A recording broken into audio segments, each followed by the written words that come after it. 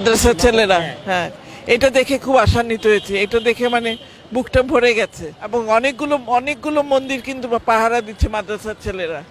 এটা একটা বিশাল, আমার মনে হয়, কি বলবো, আমার মনে হয় এটা একটা বিশাল অর্জনও বটে। যা হোক, ভারতে যাই হোক, আমার কিচ্ছু আসে যায় না, আমার দেশে যেন না হয়।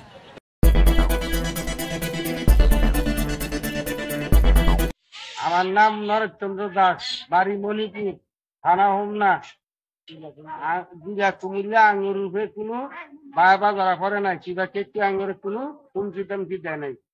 আমরা খুব শান্তিতে এখনো আছি।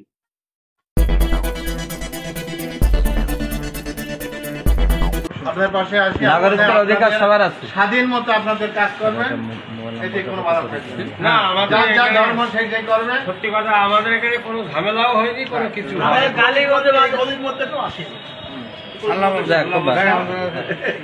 আর আপনারা আছেন তো,